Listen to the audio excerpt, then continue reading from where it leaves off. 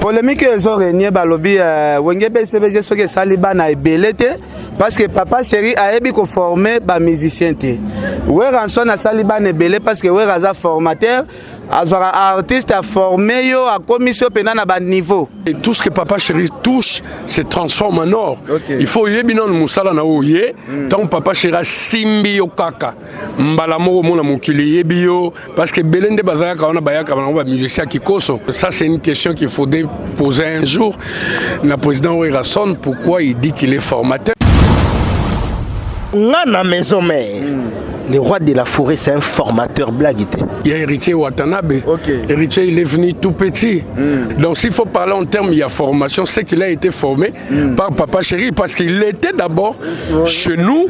Après, bon, il a décidé, il n'y a aucune maison mère. Mais à ce que moi je sache, Héritier était déjà talentueux. Esprit wenge et l'axaranine. Comportement yande qu'on a vu sur Emelia. Est-ce que ça esprit wenge vraiment? Ngana okena on a ndenge teke bon voilà a un esprit wenge tete. Il est seulement ingrat. Il n'est pas reconnaissant envers la personne qui lui a fabriqué de toutes pièces. Ba musicien nyonso we rabimisa la kisa na public. Nani ayaka yebi oimbate? Fali Poupa. Yango bazwaka été. Olobi?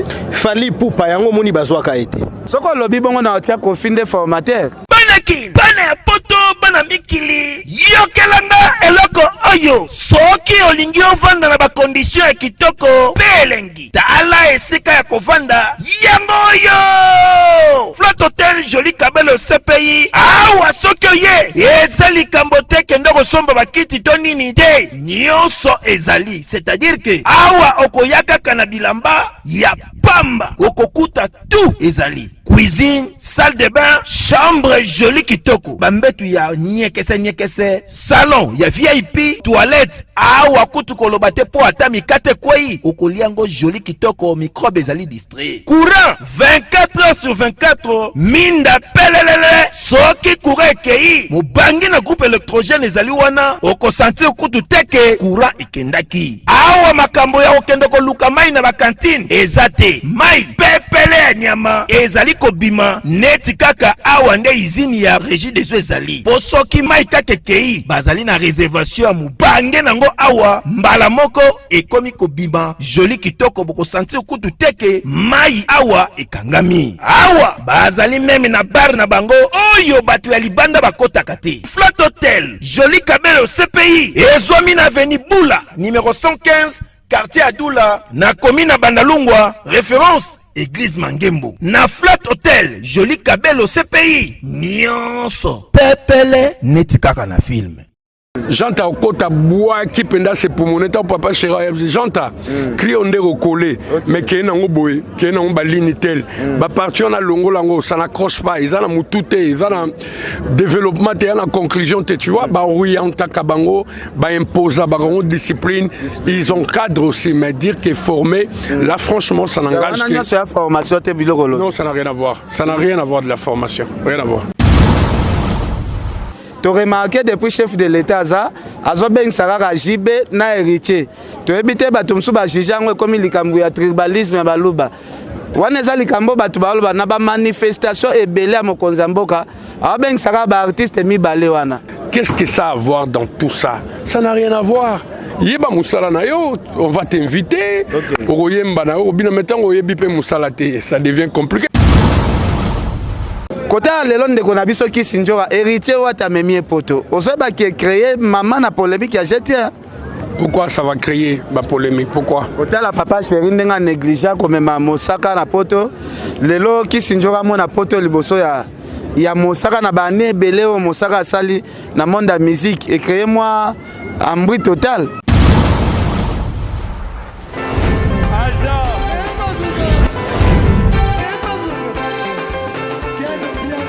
Personne m'a pour dire, on dit quel bien.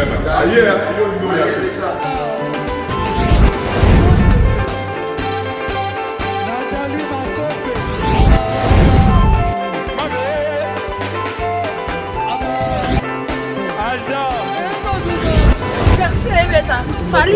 on va te là qui a donc malambré qui me dit.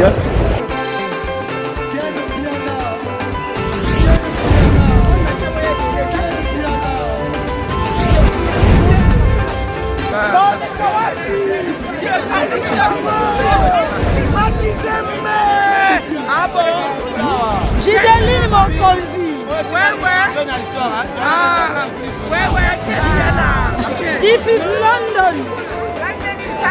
This is London City.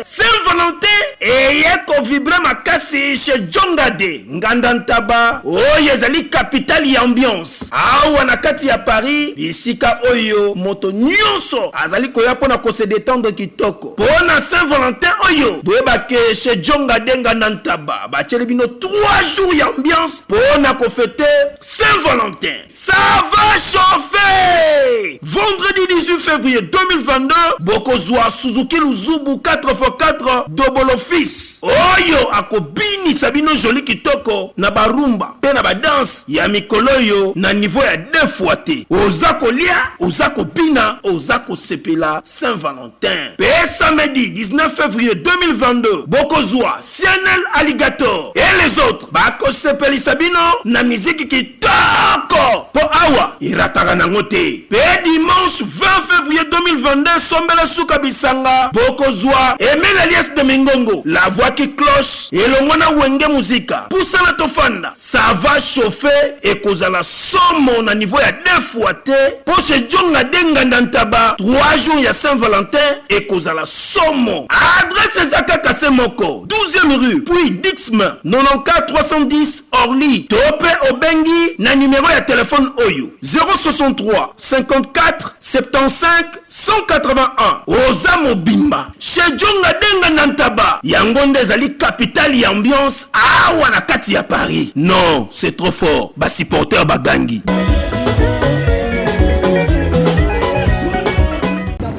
Voilà. Merci beaucoup Banapoto, Bandeko Bolanda Biso, partout à travers le monde. Vraiment, Lelo, Totamboli, Toeko Luka, Roger Ngandou. Polémique ils ont régné vraiment makasi, Balobi. L'isolo ya passeport diplomatique, Maître Gims Dadjou, Barwa ya rumba congolaise, Toeko Sola pe moi ma solo. Eza ebele ya musique parce que polémique eza vraiment korenye makasi to solana Roger Ngandou balobi BCBG zolo ba mingi te depuis ba polémique ya musique e bandi na mboka na biso. Roger Ngandou l'international, bonjour. Bonjour des pianos. Boni. Dieu fait grâce, merci, ça va. Boni BCBG au grand complet. Bilan à Netoloba qui on a fin de l'année, il va équilibrer positivement, donc je fais le calcul. Moi Moko, il y en a 4 semaines. Année Moko, il y en a 12 mois. Seront multipliés 4 semaines, il y a moi Moko, fois 12. Au monde que Papa Chéri a bêté plus ou moins 192 concerts. Sans compter Yalibanda. Sans compter les concerts Nabiso. En privé, les anniversaires, le fait de mariage et autres. Donc franchement, le bilan pour Wenge BCBG de Papa Chéri est équilibré positivement. 192 concerts, Belge Balobaka. Il faut être Papa Chéri pour le faire, quoi. Et puis à quel coût? Il y a des concerts à $50, à $100, à $200 américains. Franchement, Nzamba Batela Kibiso. Producteur Bassaleb sur confiance, public, il y a Papa Chéri, toujours fidèle, Bango Baebi, savoir-faire, Baebi qui est tant Bayaka Bassere Tovaka, qui dit mieux. L'international, Biso les lots pour moi polémique Mouké. Est-ce que vous reconnaître que BCBG, année 2021, Bobimi Penal Bandate, malgré la production mingi ezalaki tourné beaucoup plus na RDC kendenge toyebaki BCBG mo ba sortir belé libanda mboka en 2021 mo mbeleki pena to remarqué pena absence na bino na pays te. C'est pas nous, c'est le système. À l'extérieur, oyebi qu'il y a un souci. Donc dans le lobby sérieux, tout le monde a Amérique. Tout le monde a Canada, tout le monde a l'espace Schengen et autres. Donc il y a vraiment un souci. Chaque jour, tu déploreras qu'il faut ici la pour te répondre à l'activité normalement. Au niveau d'Afrique, tout comme on a au niveau africain, au niveau il y a la province, il y a Mboka Nabiso, Betaki. La dernier concert n'a pas clôturé l'année. Pour une fois, un artiste et musicien a bêté dans 2 provinces différentes en un seul jour. Ça dit que Papa Chéri soit jet privé, Timbo Jimaï, dans ces jours, il y a le président de la République qui a un cadeau à la fin de l'année. Dans la résidence de Mboujimaï, il a fait appel à Papa Chéri Bin Adam Motopamba. Et le même jour, Papa Chéri Zalaki déjà a rendez-vous. Dans l'extrémiste, il y a bonne musique, dans Champagne Bar. Et Belé Bakwaye qui n'a pas. Et le président de la République, souci na Zalaki a gardé Papa Chéri Basala na tourné nyo soit Salaki ona.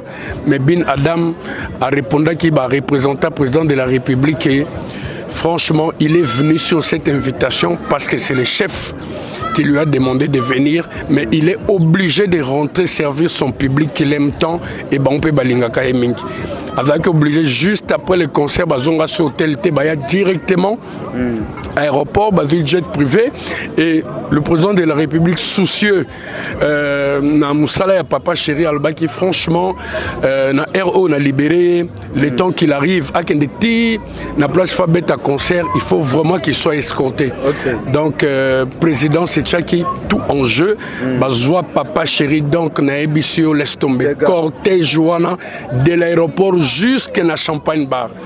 Et Dieu fait grâce, heureusement bafan ya Papa Chéri baebi savoir faire naie baebi discipline naie ba douta gite kawaya beta d'autant plus qu'à fixer bango rendez-vous.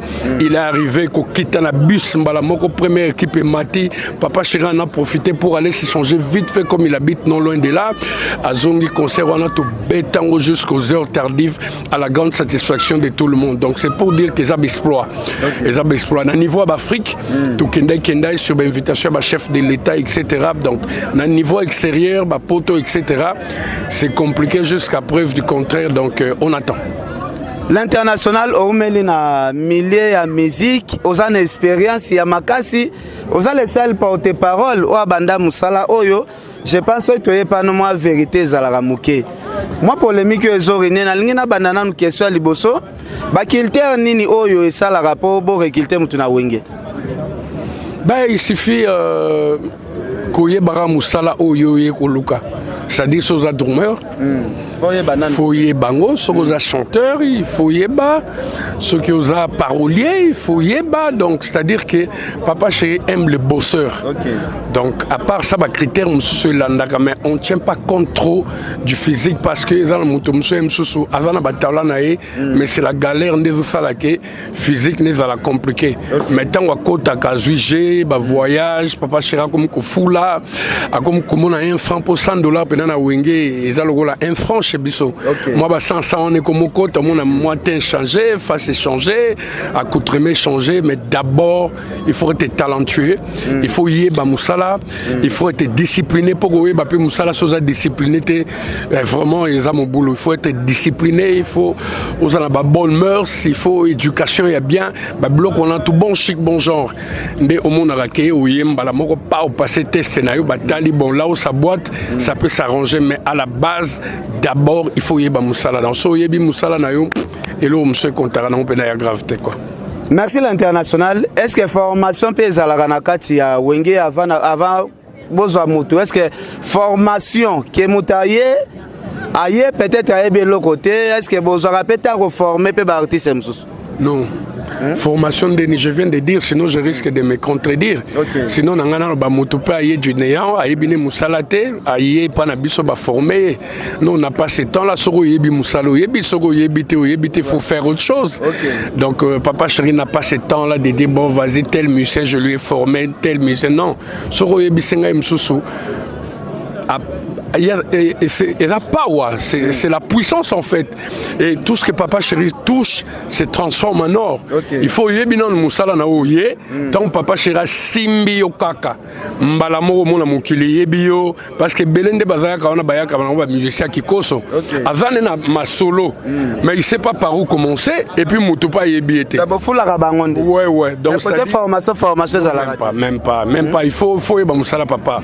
Soro ye musala oyebi musala na yo yé et papa chéri accentue appelle sur power en fait.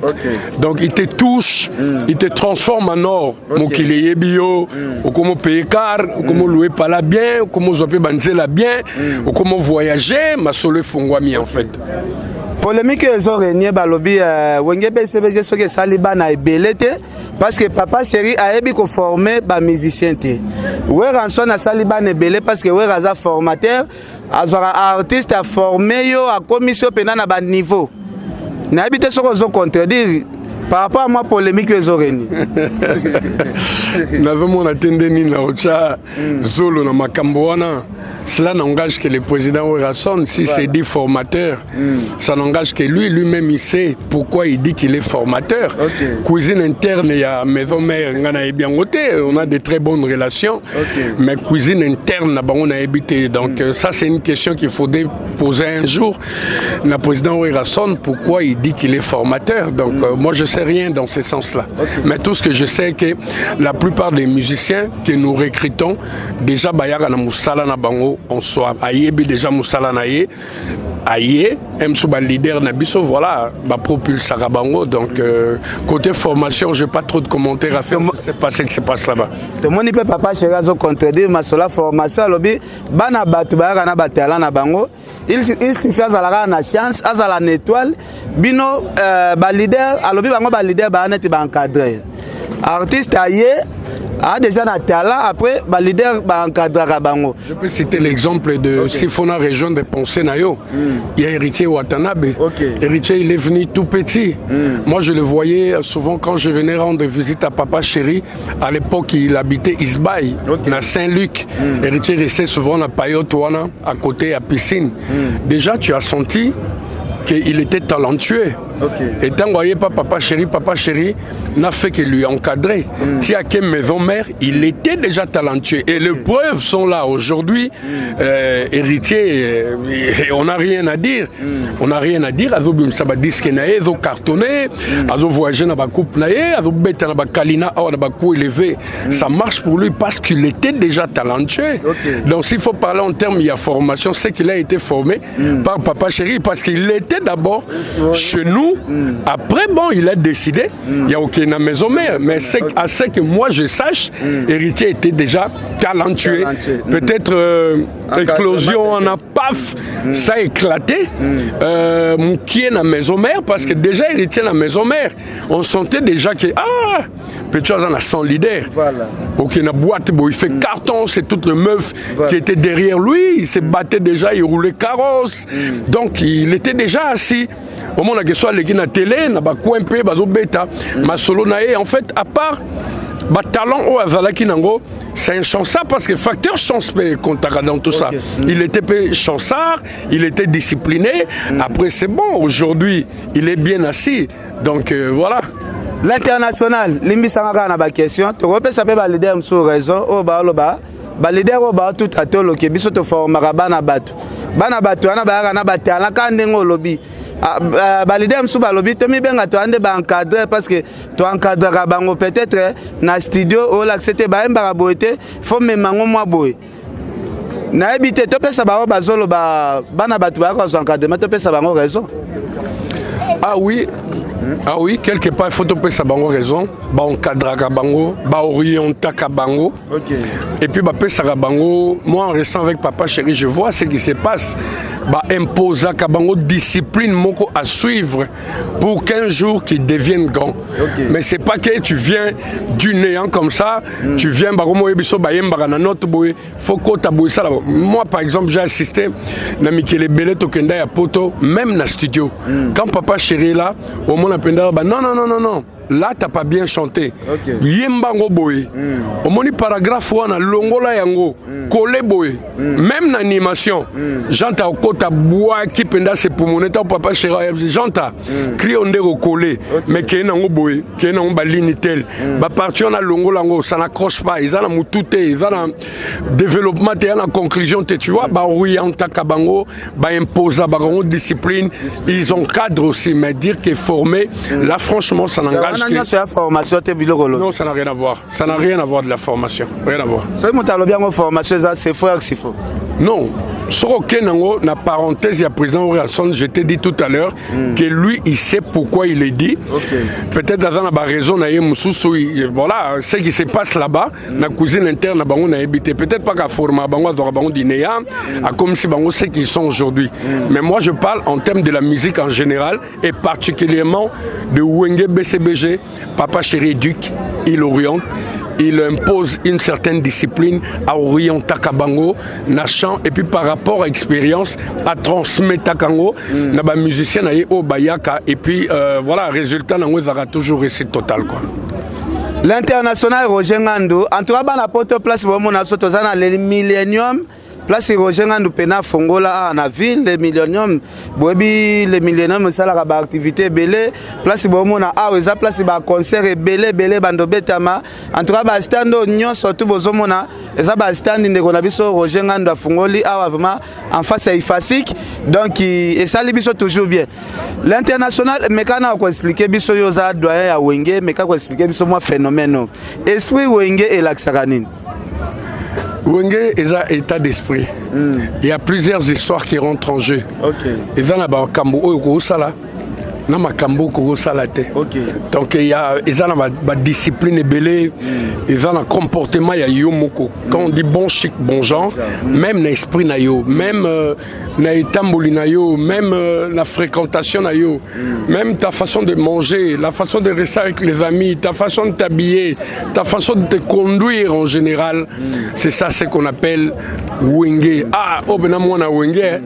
Wenge ça tout état d'esprit mobimba. Ouais.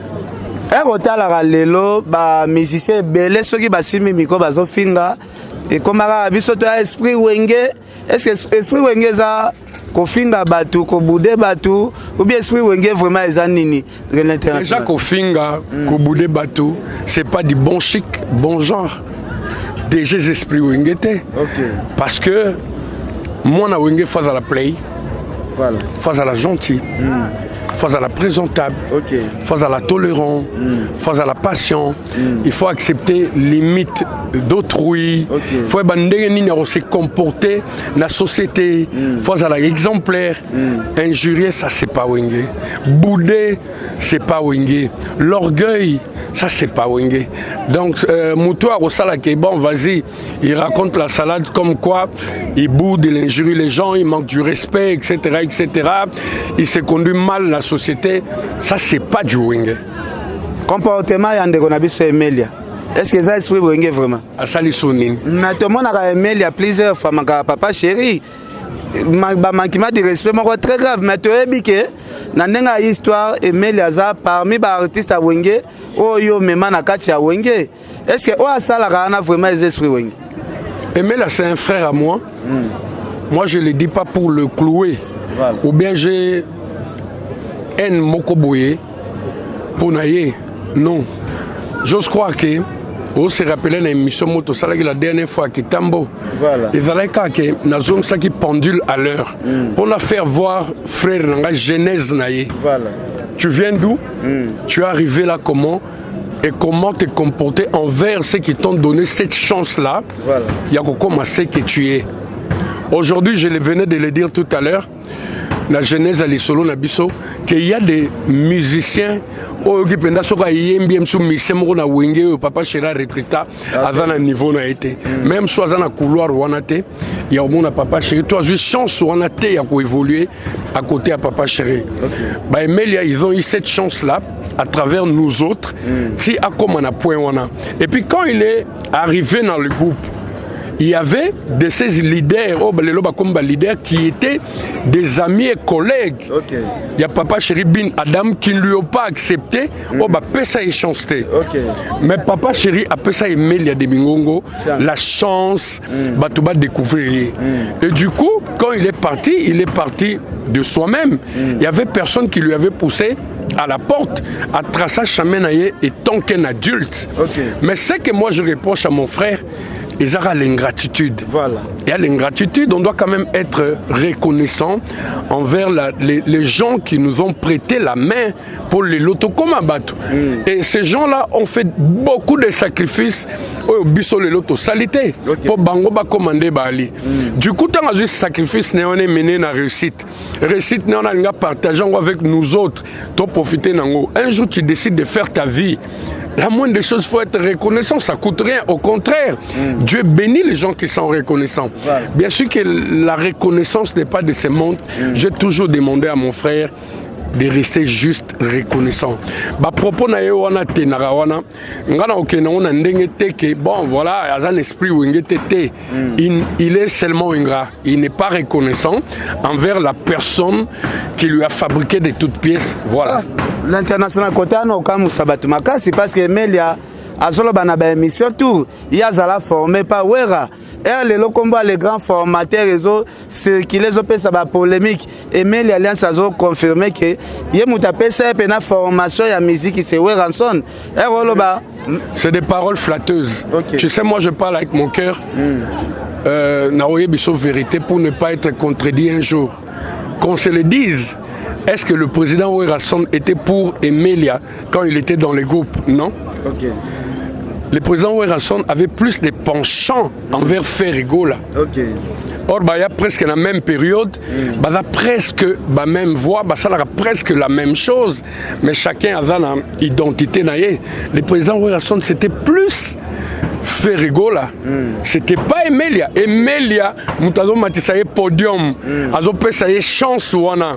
Et ataba ninga na eba filié, le président Jibem Pian à l'époque, le maréchal Mukulu, faisait de son mieux pour qu'il monte au podium, à Yemba, à enregistrer Nzembu, à Salaboya Bima.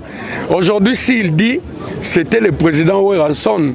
Et comme ma parole flatteuse, voilà. Histoire de changer, tout le monde le sait. Tout le monde le sait que c'est Papa Chéri, si Emile a monté au podium, c'est Papa Chéri ou rien. Il ne va pas contredire l'histoire. Okay. Donc, on a lobby tout à l'heure qu'il faut vraiment, frère Nangaï, à changer voilà, sa façon de vivre, sa façon d'être dans ce sens-là. Reconnaître les gens, c'est la moindre des choses. Qu'ils ne croient pas que quand il dit ça, le président Weranson, avec toute conscience, il sait qu'il ment, c'est des paroles flatteuses. Et quelque part, bateau, mon aimé, il a évolué, vas-y. Comment il peut être comme ça? Comment il peut se comporter comme ça? C'est pas bon. C'est pas bon. Voilà, merci l'international, Tozo Kendekaka, Nassir. Tozo évolué, Amiral Lasso, l'international.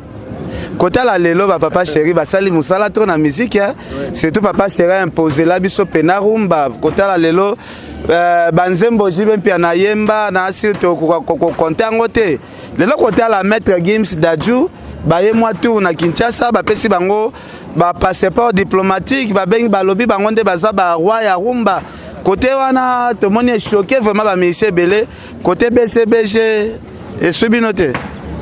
Jamais Ego soit biso, parce que Papa Chéri a l'habitude, il y a une élévation, il y a Mututu. Okay. Mututu avait évolué dans un bon sens. Il applaudit surtout sur Rosano discipliné et que tu respectes les géants. Papa Chéri ne fait qu'applaudir et il donne la chance à tout le monde. Il n'est pas. Nara, si y a battu elle a élevé Mouninga, toi tu te dis il fallait que ça soit moi. Okay. Non. Aujourd'hui, le président de la République, Félix Tshisekedi, est le suprême du pays. Okay. C'est-à-dire qu'il peut se lever un matin, alors bon titre tel, n'a pas si moto tel. Ken Piana n'a pas si Ndako. Oh, Kuna n'a pas si ministère tel. Okay. C'est le suprême du pays. Un chef de l'État n'a jamais eu tort. Voilà. Un chef de l'État n'a pas des explications à donner par rapport à un choix quelconque. Avant de dire le bon, les lobes ambassadeurs culturels n'a pas si en haut. Le quoi Rumba est reconnu dans l'UNESCO maintenant, n'a pas si on met Gims Nadadju. Qui va aller lui demander des explications? Voilà. Qui va les contredire? C'est comme ça. Et puis, Maître Gims et Dadju, c'est pas du n'importe quoi. Okay. Ce n'est pas du n'importe qui. C'est des géants. Il y a musique congolaise. Les autres artistes, qu'ils arrêtent de se faire du mal. Gims n'est pas n'importe qui. Dadju n'est pas n'importe qui. Vraiment, aujourd'hui, bah, représenter un pays, partout où il passe, bah, donc casser baraque. Okay. Donc c'est un plaisir d'avoir des artistes comme ça, qui se disent congolais, bah, dans l'identité, il y a Congo, et puis bah, ça la fierté, en Mboka, le président de la République, ou garant de la nation, a élevé Bango. Pourquoi qu'on contredire geste mogo noble et ndengwana. Les gens se disent, j'ai suivi des interviews, Bango basala rumba. Peut-être, c'est une façon aussi. Il y a repoussé Bango un jour. Bassa la rumba. Oui, ça n'a pas été Gims, le loto d'Adjou. Soit Bango bassa la rumba, vous allez incapable et on la rumba.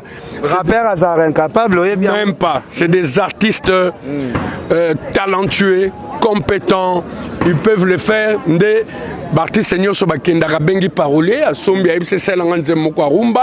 Je ne crois pas que c'est la voix ou la compétence ou la capacité de manquer la rumba. Donc on ne peut qu'accepter ça. Peut-être c'est une façon de le motiver un jour, rumba, mais c'est une décision du chef de l'État. Il peut choisir qui il veut. Il n'a pas des explications à nous donner. On ne sait pas les contredire. Qu'on accepte l'élévation de ces grands artistes comme ça, c'est la fierté du pays. L'international, est-ce que vous avez dit que vous avez jugé un peu ma bé? Tu me remarques parce que tu es congolais. Tu as remarqué depuis le chef de l'État, Azobeng Sarara Jibe na héritier. Tu as évité que tu aies comme le tribalisme à Baluba. Waneza likambo batu baluba na ba manifestation et belé à Mokonzamboka. Azobeng Sarara artiste mi balé wana. Est-ce que quelque part ils ont gêné? C'est du n'importe quoi. C'est du n'importe quoi. Les pays, voilà pourquoi on n'évolue pas. Les pays, ils ont comme ça down. Le père Tshisekedi, j'étais encore enfant, dans le discours, il disait toujours, le Congo peut changer, le Congo peut aller de l'avant, il faut qu'il y ait changement de mentalité. Okay. On peut tout donner, on peut tout donner, le président Félix peut tout donner, si jamais dans nos têtes, il n'y a pas changement. Totikalika au Congolais, mais ça n'a qu'aux là. Avec raisonnement moko bafoué, raisonnement moko à bas prix, raisonnement moko et donc jalousie pour rien. Franchement, le Congo n'évoluera jamais, même si le président Félix s'est divisé en 1000 morceaux. Qu'est-ce que ça a à voir dans tout ça? Ça n'a rien à voir. Ça n'a rien à voir. Et en plus, le président de la République, c'est pas lui qui choisit la manifestation telle. C'est tel musicien qui va venir prester. Non. Dans le régime où c'était aussi le président Ouiranson, ou rien. C'était aussi Mama Tchalamouana, ou rien. Okay. Est-ce que Papa Kabila, toi son fils Joseph, Bazaki Balouba, pourquoi la manifestation, tout, Ezaki Mama Tchalamouana et les Louba, pourquoi Mama Tchalamouana ne choisissait pas JB, comme il est son frère Louba, à accompagner, mais Mama Tchalamouana allait toujours chercher le président Ouiranson qui est de Bandundu. Okay. Ça n'a rien à voir. Isaïe, attends. Voilà. Ça n'a rien à voir, Ken, ça n'a rien à voir, il y a un raisonnement, il y a bateau, et puis c'est bâclé. Dans Makambo et Sali, Makambo et musique, ceux qui sont talentueux, ils sont talentueux. Makambo et tribu, ça joue aucun rôle. Okay. Et puis bateau, Oyo, va charger, il y a une activité, il y a présidence, pour les artistes et musiciens. Ils voient aussi qui est sérieux dans l'engagement. Nani Asala Moussala, il y a bien pour que, quand il viendra jouer devant le président de la République, il n'a pas invité que le président Yoka sonité. Il n'a pas besoin de grimaces ou de gymnastique ou parce qu'il faut tous école au Moussoussou. Et voilà, on accepte qu'une personne qui viendra nous présenter la salade. Bah, critères où on a paix, ils ont compté. Yeba Moussala na yo, on va t'inviter. Oyemba na yo, bina mettons oyebi pe Moussala te, ça devient compliqué. Arrêtez de pia! Yokelanga eloko oyo. Restaurant business class VIP Bruxelles. Yeah yeah! Restaurant business class VIP. Yeah yeah! Ouais, zali na ba cuisine spécialisée na ndenge ya mukiete lokola cuisine spécialisée congolaise pe africaine. Awa soki okoti biloko tu ya mboka okoliango joli kitoko. O makayabu, kwanga, mbinzo, ndakala okoliango joli kitoko awa bilubutu elamba maka awa. Bongo biloko ya kotumba lokola soso, ntaba, mbisi awe tumba maka joli kitoko na niveau ya kosakana te olie ozamo bimba. Na restaurant business class VIP na Bruxelles bazali pe na mobange na salle oyo ba organizaka ba activité ya ndenge na ndenge lokola ba soirée, ba anniversaire, mariage, conférence pe ba activité mosusu ekoki kosalema awa. Ozo tuna ngai soki ezali wapi? Restaurant business class VIP na Bruxelles ezwami na adresse oyo 39 boulevard Jubilé Bruxelles 1080 métro Riboucourt l'une de P6 30 51 arrêt Jubilé. Awa na restaurant business class VIP na Bruxelles yango nde nzambe ya babilubu o etali ba congolais pe ba africain. C'est naturel. Gardez bandi na yo toujours. Placide et Bio, le patron de business class. Peut-être bateau chef de l'état à Tchawana pour la sélection bazan oreille musicale ban expérience en musique et puis balingarate bakena on a qui fanatisme to voilà pour équilibrer pour balobate que voilà c'est les louba ou quoi to que cause artiste c'est tel pendant que rendement na aux ala négatif donc s'ils font leur choix na papa Chérina héritier Ouata gloire à Dieu c'est par rapport à leur travail. Merci l'international, tout est dans la vérité. Pourquoi tous les Wenge bazo solliciter bino soutenir na manifestation minene ya libanda mboka? Tous les Wenge c'est-à-dire ça veut dire que tous ala mona côté Wenge maison mère bimi, côté BCBG bimi, mais na minute tu pena ba manifestation ya minene ya Afrique, c'est comme si boza solliciter makasi ndenge to ebela bino auparavant. Bisso. Nous on est sollicités. Mais tu as rappelé par rapport il y a calendrier. Il y a mon artiste qui est Papa Chéri. À maintes reprises, Papa Chéri a pour le beau yeux. Ou bien pour que le convoi, Abima qui est, Abeta qui est l'hôtel, à Salaki Boy, il respecte son calendrier. Ce que soit son engagement, à son engagement. Tout à l'heure, dernier concert au BT avant clôture et à fin de l'année, tout Beta qui. Na compte il y a chef de l'État dans Mbujimaï. La présidence a voulu faire la tournée avec Papa Chéri. Ce que j'ai dit, c'est complexé ou bien pour le beaux yeux. Alors, la chef de l'État, mon vraiment que voilà, je suis fidèle à ses activités. Voilà, on a salabo. Mais comme il avait un engagement, alors vraiment sorry, je suis venu parce que c'est le chef de l'État, mais j'ai un engagement envers mon public que je dois respecter. Il faut nazo vol, nazo mettre tous les moyens pour na respecter engagement. Je crois que serait occasion bon il est qui artiste mission public na king chef de l'État tourné na Zambongo na gagner confiance à chef na Salaboué allez mais Papa Chéri c'est un homme droit, il respecte les engagements quel que soit ce que les engagements minime il respecte, c'est-à-dire content ce que nous on a déjà un autre engagement. Je t'ai dit on a joué 192 concerts sur place sans compter ma manifestation sérieuse. C'est pour dire que l'Haïti c'est un calendrier moko saturé, full, il était sollicité et voilà que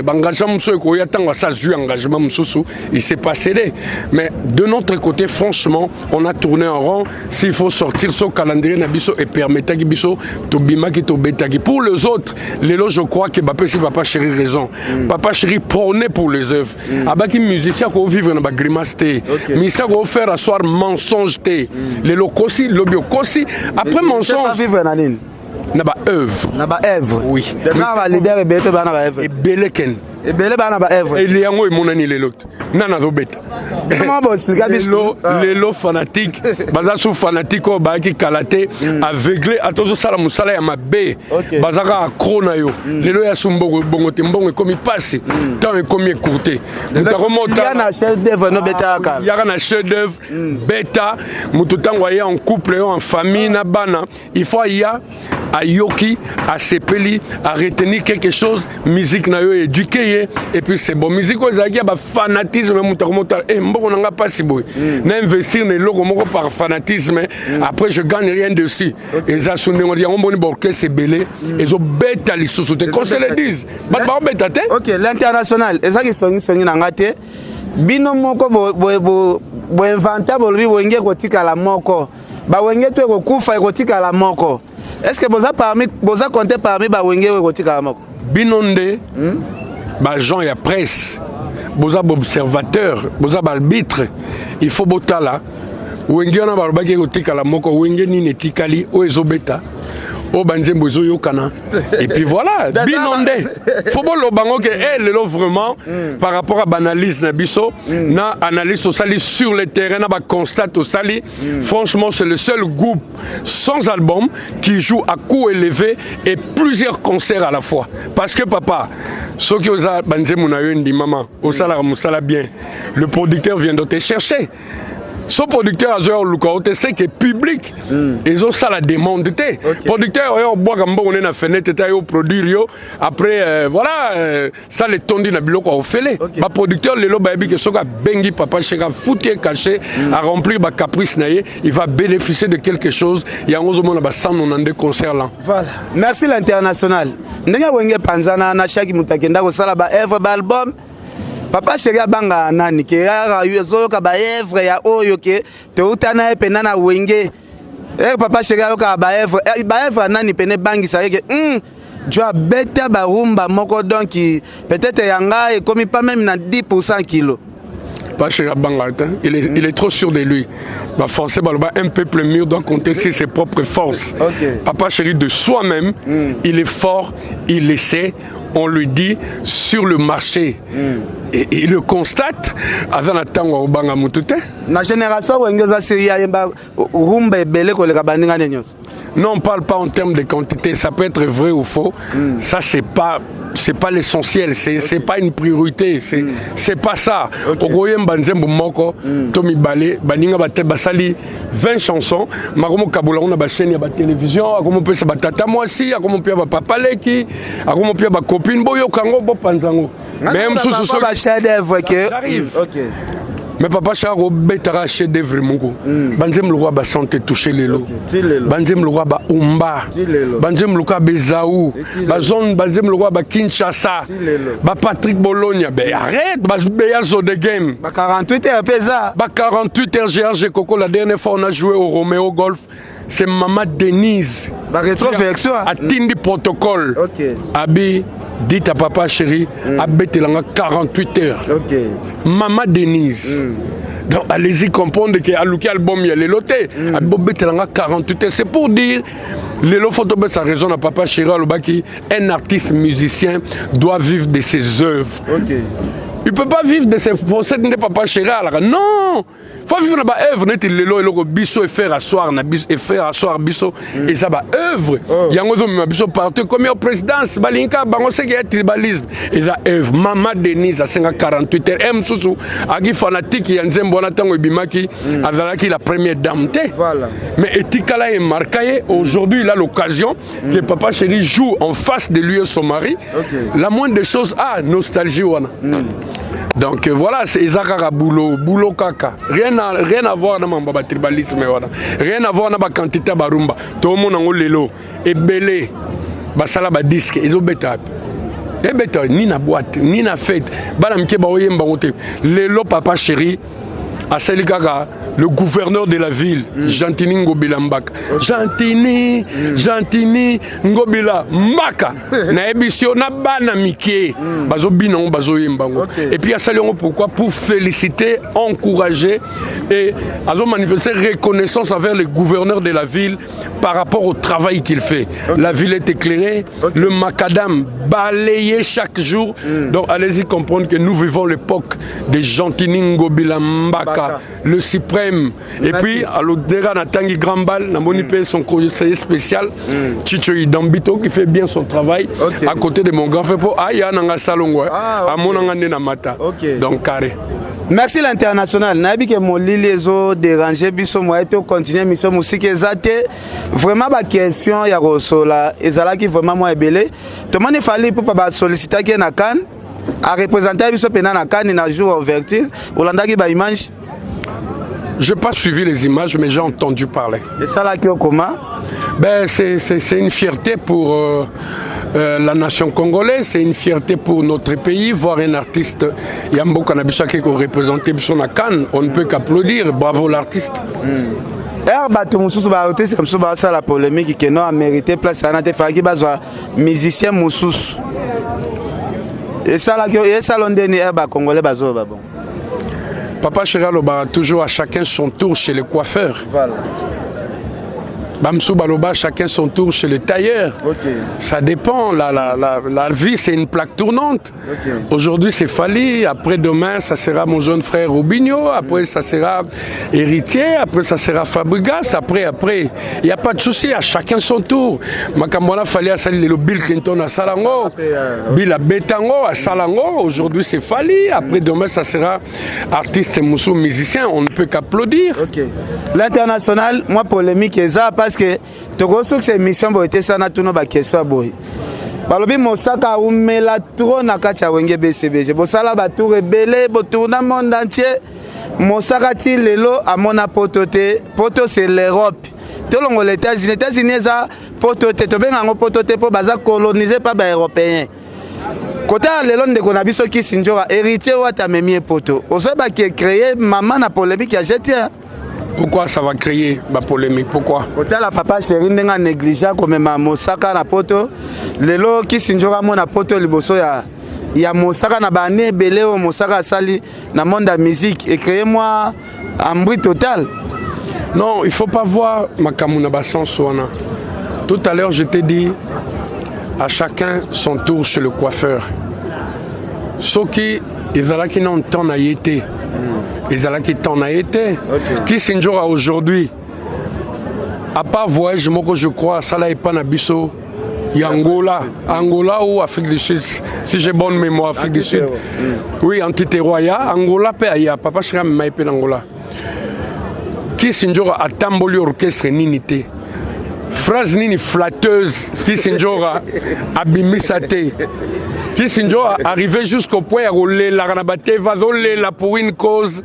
Va défendre l'artiste Moko Batika au même potote. À Tambola Tamba Moutamemara été. Qui s'injora ne travaille pas chez mon frère héritier. Peut-être héritier à Taliabi. Ah! Non, mais ça lui fait plaisir. Parce que Kissinjora a contribué à la carrière musicale et héritier qu'aujourd'hui il mérite. Non.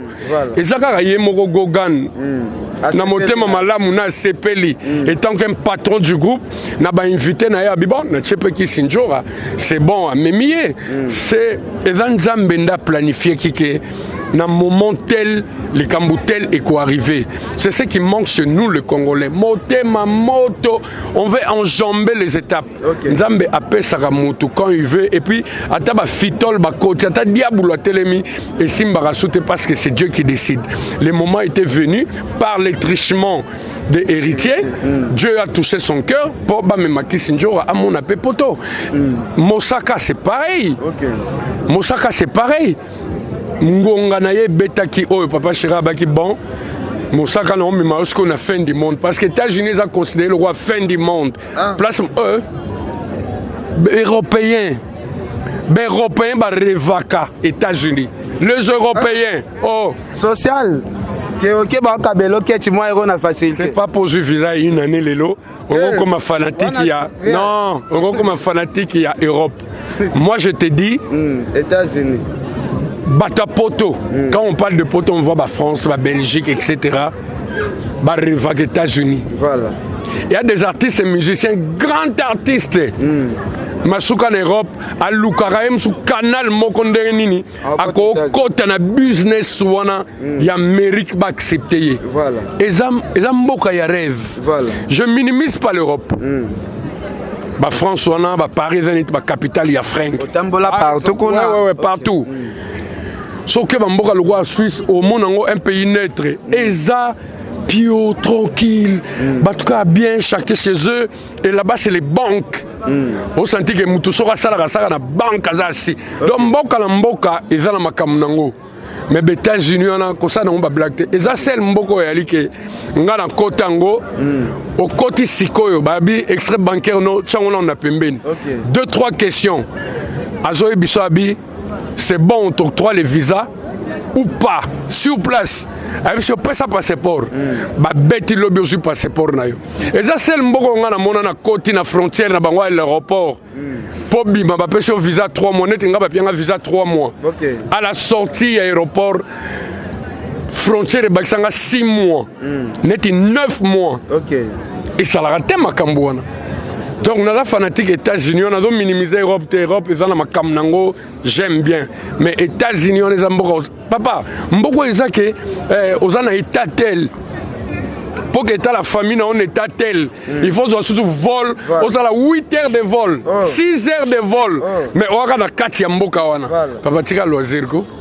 Est-ce que vous avez ça héritier ou ta merci Sarasaka à côté États-Unis. L'ambassade de Schengen soit que déjà un passeport et un visa États-Unis. Bah mon gars visa Moussaka n'enga quota à Bima respecta. Je crois pas que l'ambassade à Schengen va au privé visa. Moment na Ekomaki, il a été patient, il avait de l'espoir. Ayebi ndege papa chéri gère ces choses. À même aux États-Unis et en plus il y a Moussala il y a vacances. Voilà. Schengen peut au il n'y a pas de problème et puis voilà. L'international te commis moi te continuer ça parce que tous en cas les milléniums hein na moni ba activité pe ça va est-ce que ba concert et bandaka quand les milléniums tu es sans ignorer que pareil à millénium voilà il y a papa Chéribine Adam Motopamba que je n'arrêterai jamais de remercier. C'est un grand monsieur à mes côtés. Vraiment, j'en suis vraiment reconnaissant et je n'oublierai jamais. Pour avoir cet espace à Gombe, tout Baoyawa, que ce soit les grands politiciens, que ce soit l'autorité à Mbokanabiso, les businessmen, Bato Bazana Mbongo Kolekabiso, Baoya Baotou Nangame Roger, au Salinini, pose place. Donc après, il y a boulevard du 30 juin. Donc ça dit Gombe, au papa Chéra Bengango Kalina, pour y avoir Kalina, il y a zone rouge. Pose le Sika, il y a loisir. Mais Dieu a fait par les trichements de papa Chéri, Makambwe Vanda, Nazuangwa, et pour lui rendre l'ascenseur, Ribayen de Fakatando, le 20 février. Le 20 février, officiellement, ils ont le 20 février, mais tant qu'on a banda au Tonga, bana basi babi place abonnante, monate, bisoto zena ouverture dadi ababe anga dadi kan ninga pe na benga prophète Emmanuel Dodi dadi ah bi babe anga dadi. Nina tuna ce jour ya riba. Est-ce que vous sangez papa te Emmanuel Dodi penazawa JBF awa. Pona abi mutavo ya zate.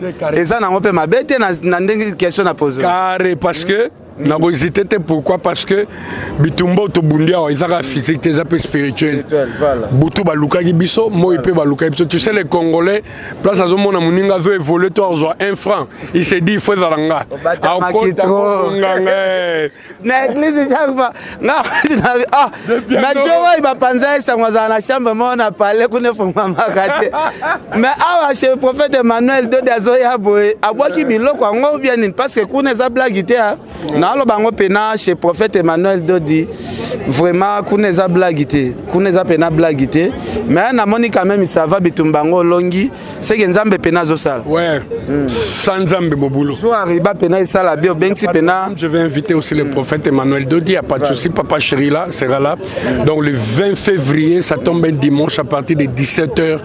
Toi là papa chéri donc Katariba bi Joroi nera na buka ba comprendre après na le kananga parce que la dernière concert avant un vol normalement le 13 le 14 de la Saint-Valentin c'est la fête des amoureux comme ça tombe lundi papa Chérina productrice naye bayokani abetango dimanche le 13 normalement il devait aller à Paris mais il s'est dit bon Roger je reste un moment na betolo concert nous on a le 20 après na vol et puis je vais regagner Kinshasa vite fait pour un concert ce soir donc na benga kaka extrémiste sur bonne musique. Coût de billets faible, c'est un cadeau pour tout le monde, comme c'est l'inauguration à $10 américains. Venez nombreux voir Papa Chéri en live. Et voilà quoi. Na monnaie d'Adimo là, on a encore ta zone na bateau. Est-ce que vous avez un rejoindre solo vraiment? Ah, l'international. D'Adimo là, yaka Dadi yaka. Vous serez là bien. Ah, Dadi Mola, ndeni. Darius, te laisse la chaise, hein, vas-y, assieds-toi. Dadi Mola, ouais, pena na souke émission à Boni. Ouais, des pianos. Namoni ka ozo yenga quand même. Botala na kapé na musala ngo. Yenga nini ngana yedo awa.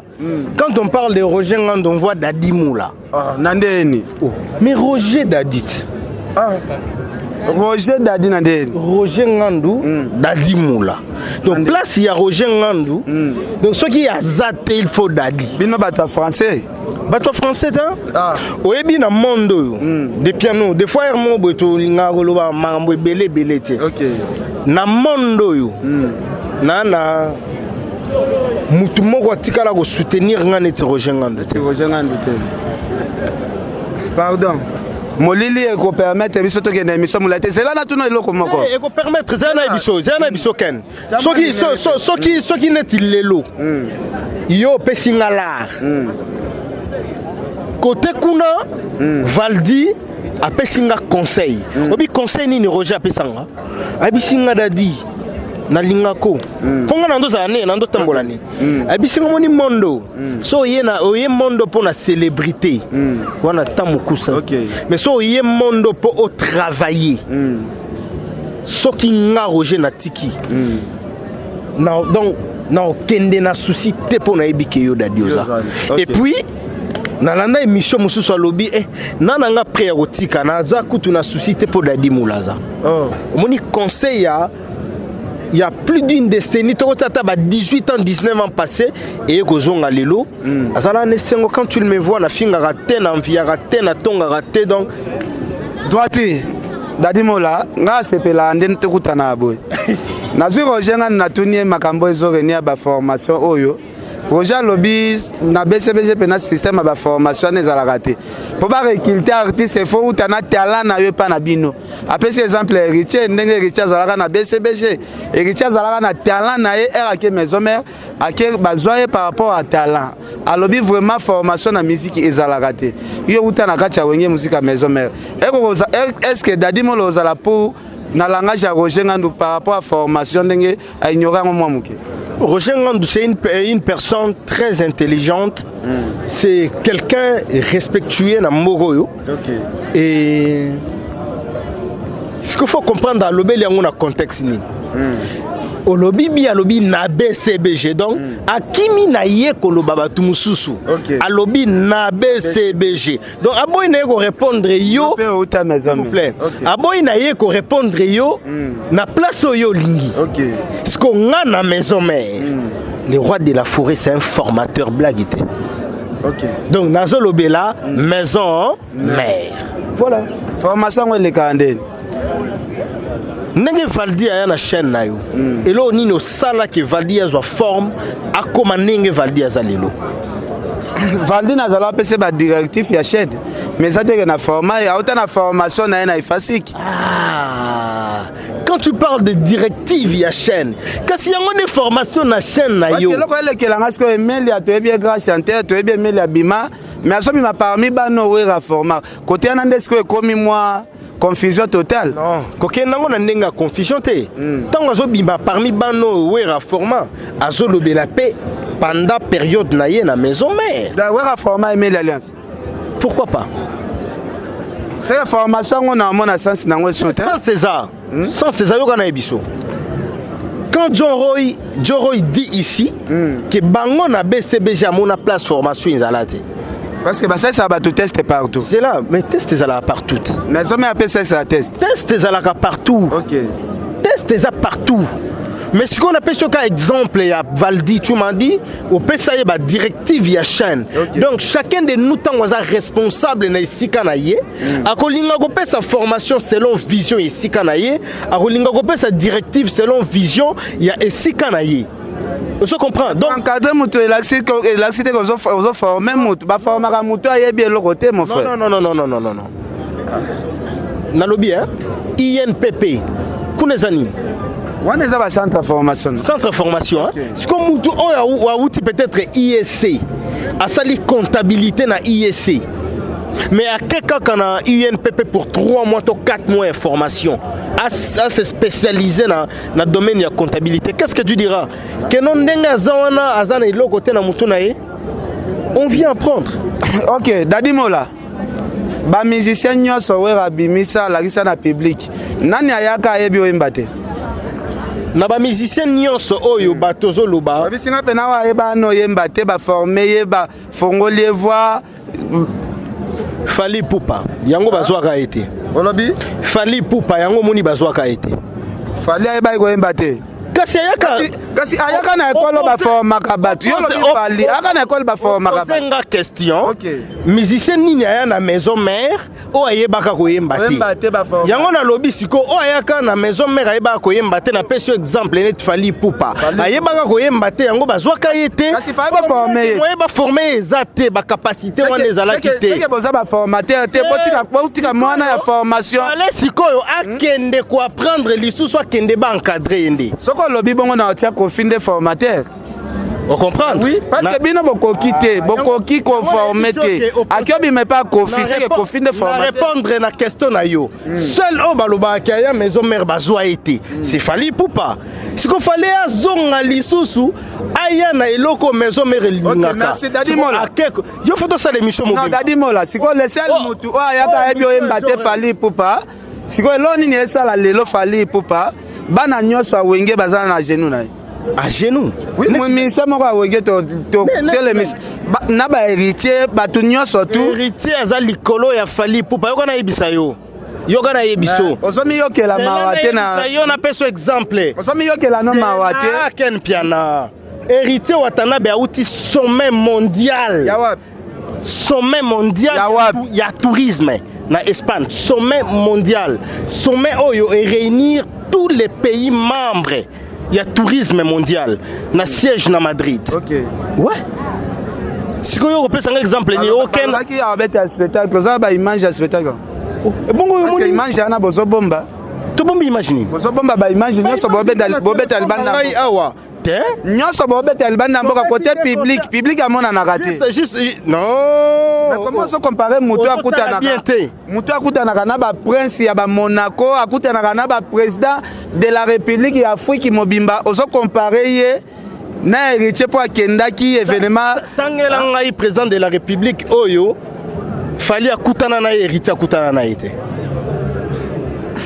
Na mwana neti yo solo tandoto na musalo zo. Oyo ken piana tangela kati ya ndoto pe. Tangela président de la République oyo fali akutana na ye, to prince oyo fali akutana na ye, héritier akutana na été. Récemment, baza ebele. Yo kaskonga ya tangelo.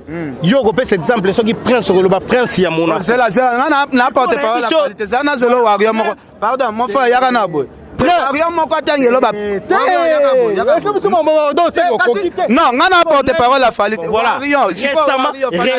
Récemment, héritier Outi kozala na sommet. Na le roi espagnol. Sommet oyo kaka. Yaki na novembre. Le roi espagnol.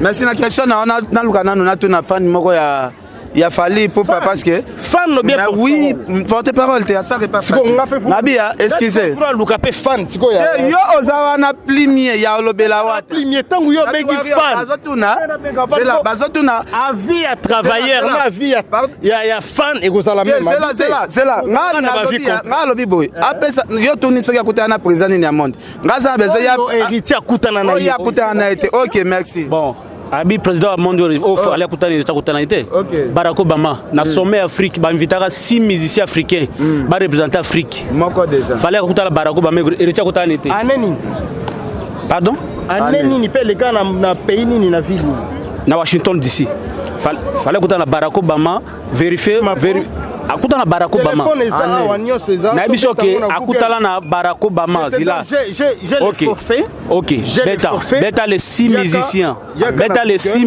africains yaka na Google to beta les 6 musiciens africains ngamo na beta pona la tiango na beta pe chinga yo beta pe kuna polo ba no téléphone peut-être Tant aux autres, Koku.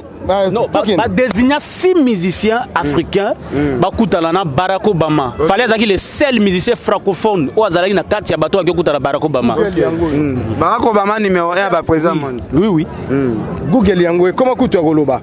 Quels sont les 6 musiciens africains qui ont eu le temps de rencontrer Barack Obama lors d'un sommet? À 2000 combien? 2018, 17 comme ça. Et comment il y a Goloba? Moi j'ai parlé.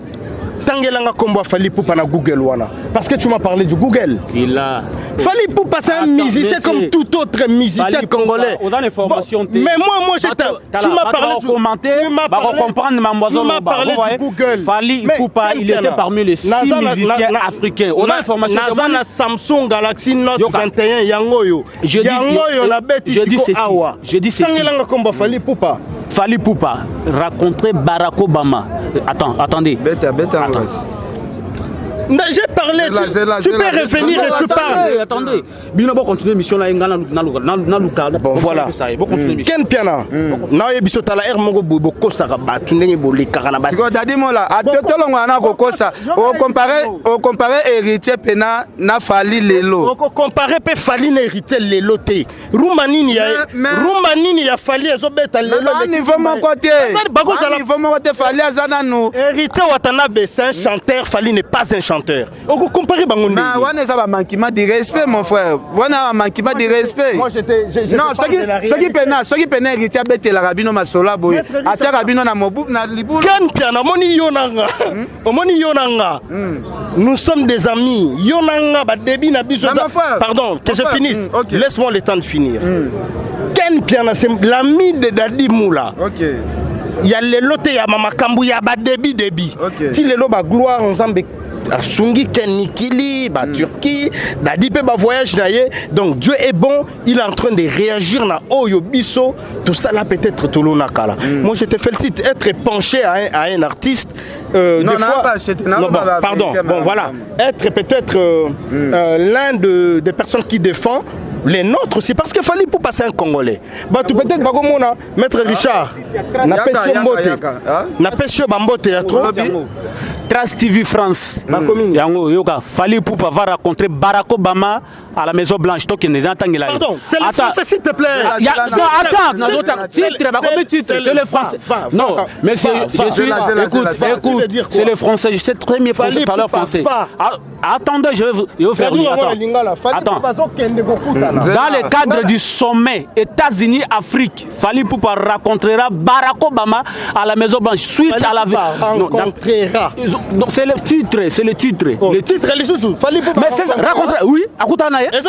Non, c'est-à-dire donc tu as te au moins lelo, au quoi ça débat il a fallu na héritier pardon. Au moins muto za pembe. Adam un peu azali kolo.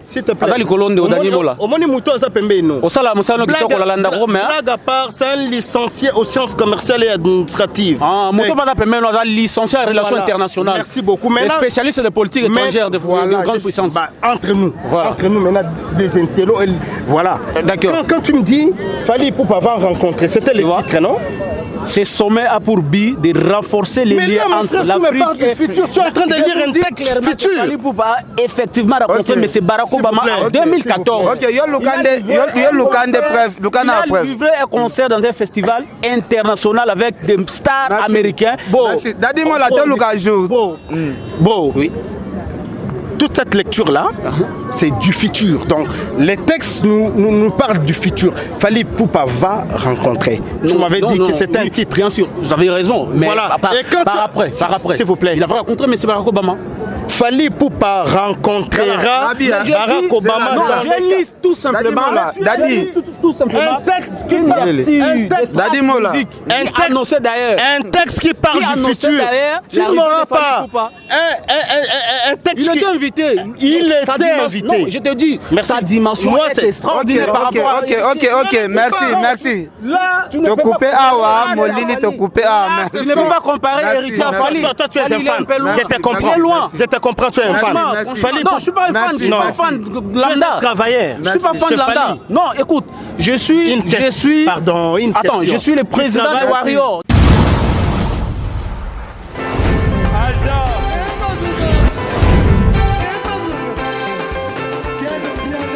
Papson Mapungi, omoni quel piana. Aïe, yo ya.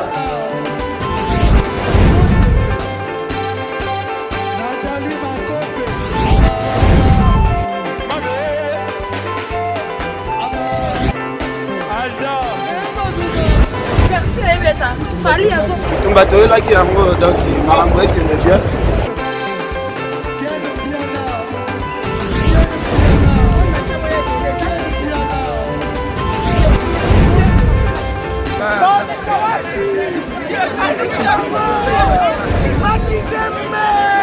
Ah bon? Gideline Mokonzi. This is London. This is London City.